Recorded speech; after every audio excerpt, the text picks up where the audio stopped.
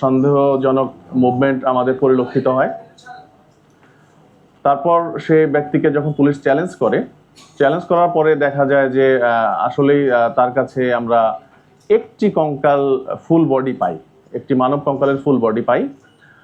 পরবর্তীতে তাকে আমরা জিজ্ঞাসাবাদ করি, পুলিশ আটক করার পরে জিজ্ঞাসাবাদ শুরু করি। জিজ্ঞাসাবাদ করলে তিনি প্রাথমিকভাবে আমাদেরকে বলেন যে হ্যাঁ, উনি এই সিন্ডিকেটের সঙ্গে আছেন এবং আরও তার সঙ্গে অনেকে রয়েছে। তো তাৎক্ষণিক ওনার সঙ্গে আমরা কথাবার্তা বলার এক পর্যায়ে উনি বলেন যে আরও দুইজন এই আমাদের তেজগাঁ কলেজের সামনে অবস্থান করছে এই মানব কঙ্কাল সহ। তো আমরা আরেকটি টিমকে ওখানে পাঠাই, তাৎক্ষণিক গিয়ে ওখানে আরও দুইজনকে আমরা পাই। তো প্রথম ব্যক্তি যাকে পেলাম তার নাম কাজী জহুরুল ইসলাম ওরফে সৌমিক। উনি একজন student, Sapporo dental college and hospital সেখানকার স্টুডেন্ট। আর এরপরে যে দুজনকে পাই ওনারা স্টুডেন্ট না, ওনার একজনের নাম আবুল কালাম আজাদ, বয়স 39, আরেকজনের নাম হচ্ছে আসাদুল মুন্সি, ওনার বয়স হচ্ছে 32। তো এই দুজনকে তেজগাঁ কলেজের সামনে যখন পেলাম তাদের কাছেও আমরা দুটি কঙ্কাল পেলাম। এই তিনজনকে আমরা নিয়ে এসে থানায় জিজ্ঞাসাবাদ শুরু করি। আমরা তখন বুঝলাম যে এটি একটি সংঘবদ্ধ চক্র এবং তারা হয়তো এটি দেশব্যাপী পরিচালনা করে আসছে। আমরা থানায় ব্যাপক জিজ্ঞাসাবাদ শুরু করার পরে এক পর্যায়ে তারা স্বীকার করলো যে তাদের এই 3টি কঙ্কালের বাহিরেও আরও অনেক কঙ্কাল রয়েছে একটি জায়গায়। সেটি কোথায়? সেটি হচ্ছে উত্তরা পশ্চিম থানার তাদের যে ক্যাম্পাস, এই যে স্যাপোরা ডেন্টাল কলেজ অ্যান্ড হসপিটাল, এই ক্যাম্পাসের পাশেই। তো আমরা তাৎক্ষণিক রাতেই টিম পাঠানোর পরে সেখানে গিয়ে আমাদের টিম আগের 3টির পরে আরও 44টি বডি একটি রুমে পায়। একটা 402 নম্বর রুমে ছড়ানো ছিটানো অবস্থায় ওই জায়গায় একটি ইয়েতে পায়, বিভিন্ন ব্যাগ বস্তার ভর্তি করে কঙ্কালগুলো রাখা হয়েছিল। তো সেখানে 44টি পেলাম আমরা, টোটাল 47টি কঙ্কাল আমরা তখন জব্দ করে আমরা তাদেরকে জিজ্ঞাসাবাদ করলাম। জিজ্ঞাসাবাদে তারা বললেন যে এদের যে মূল হোতা ফয়সাল, সে দীর্ঘদিন যাবত এই ব্যবসার সঙ্গে যুক্ত। তাদের অনলাইনে তারা বোন সেলিং একটি গ্রুপ আছে, এই গ্রুপে তার 700 জন কর্মী তারা কাজ করে এবং গ্রুপ মেম্বার 20,000-এর মতো। আর এখানে যে ব্যক্তিটি আমরা আবুল কালাম আজাদকে পেয়েছিলাম তেজগাঁ কলেজের সামনে, তার পিসিপিআর দেখলাম তার নামে 21টি মামলা রয়েছে এবং উনি প্রথম যে মামলাটি 2009 সালে এই যে ধারাতে আজকে মামলা হলো, কবর থেকে কঙ্কাল চুরির যে ধারাটি, এই একই অভিযোগে অভিযুক্ত ছিলেন 2009 সালে। তার মানে এখন পর্যন্ত তার নামে আমরা টোটাল 21টি মামলা পেয়েছি এই কঙ্কাল চুরি সংক্রান্ত, ডাকাতির প্রস্তুতি, মাদক সহ আরও অন্যান্য ধারায়। আর তার যে সঙ্গী যাকে আসাদুলকে আমরা পেয়েছিলাম তেজগাঁ কলেজের সময়, তার নামে আমরা 2টি মামলা পেয়েছি, ডাকাতির প্রস্তুতি এবং চুরি। আর এই দুই স্টুডেন্ট যে দুজনকে আমরা পেলাম তারা আমাদের কাছে স্বীকার করেছে যে তারা গত কয়েক বছর যাবতই এই কঙ্কাল যে অবৈধভাবে যে কবর থেকে উত্তোলনের পরে প্রসেস করে যে বিক্রি করার এই কাজের সঙ্গে তারা যুক্ত। তারা আমাদের কাছে স্বীকার করেছে, কেউ 50টি, কেউ 20-25টি এ পর্যন্ত বিক্রি করেছে। তো এটি আমাদের আপাতত অভিযানে আমরা যেটি পেয়েছি। তো তাদের বিরুদ্ধে আমরা আইনগত ব্যবস্থা প্রক্রিয়াধীন, মামলা রুজু হয়ে গিয়েছে, তাদেরকে একটু পরে বিজ্ঞ আদালতে প্রেরণ করা হবে। তো প্রাথমিক জিজ্ঞাসাবাদে তারা আমাদেরকে যেটি বলেছেন যে এই তাদের সাথে আরো অনেকে রয়েছে যারা কবর থেকে লাশগুলো উত্তোলন করে, প্লাস হচ্ছে তারা মেনলি তারা ময়মনসিংহ বেল্টে কাজটি করে, গাজীপুর, ময়মনসিংহ, শেরপুর, জামালপুর এই বেল্টে কাজ করে। তো আমরা ফার্দার রিমান্ডে নিয়ে এসে তাদেরকে আরো জিজ্ঞাসাবাদ করব এবং এই চক্রে আরো যারা বাহিরে রয়েছে তাদেরকে আইনের আওতায় আনার চেষ্টা করব।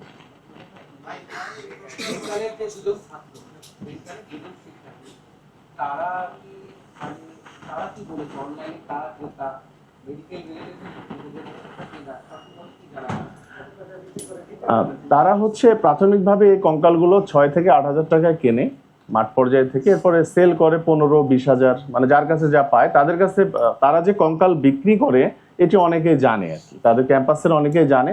যখন কেউ কঙ্কাল ক্রয় করতে আসে কিংবা অনলাইনে বুকিং দেয়, তখন তারা হচ্ছে তাকে এটা হয়তো একটা সময় নেয়, নির্দিষ্ট সময়, যে 1 সপ্তাহ, 2 সপ্তাহ, 3 সপ্তাহ পরে সে প্রোভাইড করবে। এরকম সময় নেওয়ার পরে তারা হচ্ছে কঙ্কালটি তার কাছে সেল করে। জি,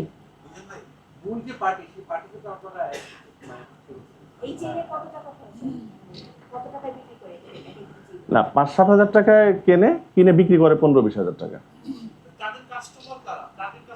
কাস্টমার হচ্ছে স্টুডেন্ট, বেশিরভাগই স্টুডেন্ট, মেডিকেল স্টুডেন্ট। আরো অন্যান্য চক্র আছে যারা কম দামে কিনে বেশি দামে বিক্রি করবে, এরকম চক্র আছে। তবে এই 4জনই এই রিলেটেড আর কি, মানে কেউ যারা কবর থেকে এই হাড়গুলা উঠাচ্ছে, যারা কবর থেকে এই হাড়গুলো আবার প্রসেস করতেছে এবং তাদের কাছ থেকে নিয়ে আবার সেগুলো আবার সুন্দর করে কঙ্কাল বানাচ্ছে, এই প্রসেসের সাথে 4জনই ইনভলভ। এবং ফাইনালি হচ্ছে এরা বিক্রি করে হচ্ছে স্টুডেন্টগুলো।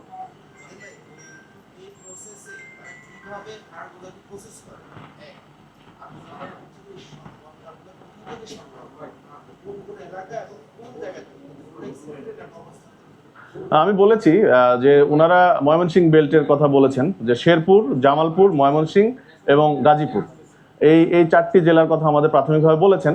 তো আমরা আরো বিস্তারিত দেখব। আর এগুলো প্রসেস করে হচ্ছে একটি লাশ কবরস্থ হওয়ার পরে এরা প্রায় অবজার্ভ করেন আর কি, 1 বছর পরে এটা উত্তোলনের চেষ্টা ওনারা করেন।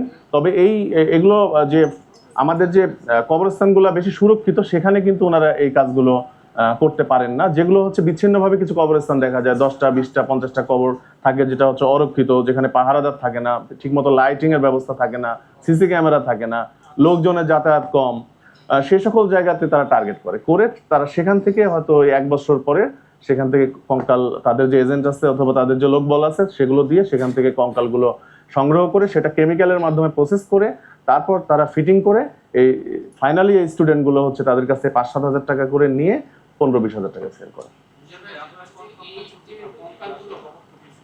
তারা আমাদের কাছে প্রাথমিকভাবে স্বীকার করেছে এবং আপনারাও দেখেছেন যে র ম্যাটেরিয়ালস গুলো অথবা কঙ্কালের যে পার্টস গুলো আছে সব কিন্তু রিয়েল। এখানে কিন্তু প্লাস্টিক অথবা অন্য কিছু দিয়ে বানানো না, একবারে হিউম্যান বডির একবার র ম্যাটেরিয়ালস। এটা যদি কোনো ফ্যামিলি ক্লেম করে অথবা যদি আমরা জানতে পারি যে তারা যদি বুঝতে পারে যে তাদের কবরস্থান থেকে এরকম মিসিং হয়েছে, এরকম যদি আমাদের কাছে কোনো অভিযোগ আসে, তাহলে আমরা সেই ক্ষেত্রে আপনি যেটি বলেন ডিএনএ প্রোফাইলিং করা কিংবা এটি তাদেরকে ফেরত দেওয়ার ব্যবস্থা আমরা করব।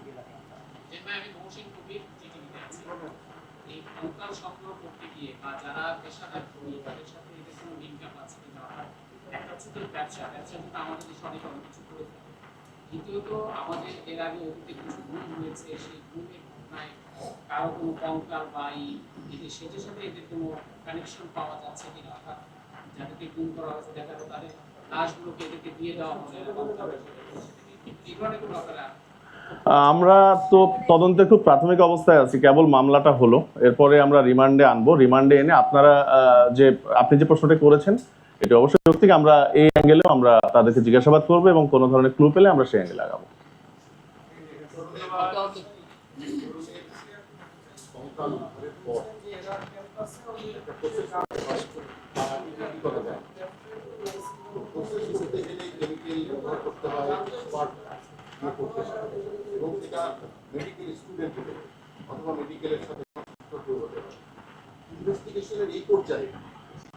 আপনাদের কাছে কি এমন কোনো তথ্য আছে যে এই চেনের সাথে মেডিকেলের কোনো লিঙ্ক আছে?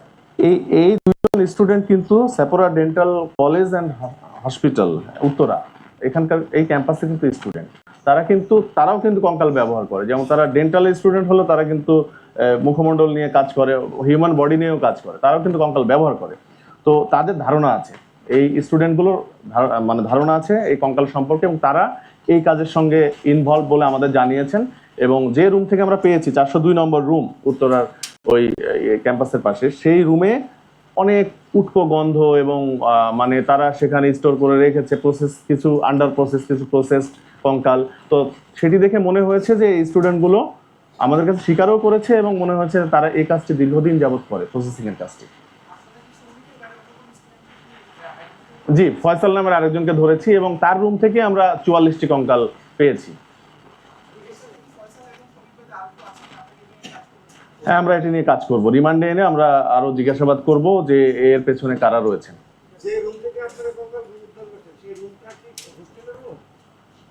এই রুমটা হচ্ছে এই ক্যাম্পাসের যে মেডিকেল হোস্টেলের রুম। হ্যাঁ, ধন্যবাদ।